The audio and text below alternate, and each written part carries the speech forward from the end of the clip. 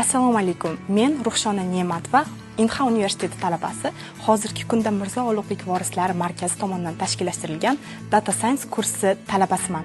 Nimaga aynan Data Science kursini tanladim? Chunki hozirgi kunda Data Science ni biladigan professional kadrlar bozorda juda ham kam va Data Science faqatgina raqamlardan iborat emas. Bu ulardan ma'no chiqarib, murakkab muammolarni hal qilish va jamiyatga hissa qo'shish ham demakdir.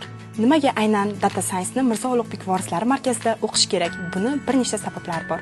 Birinchidan, erkin grafik. Bu hech qanaqa universitetdagi darslarga xalaqit qilmaslik imkoniyati.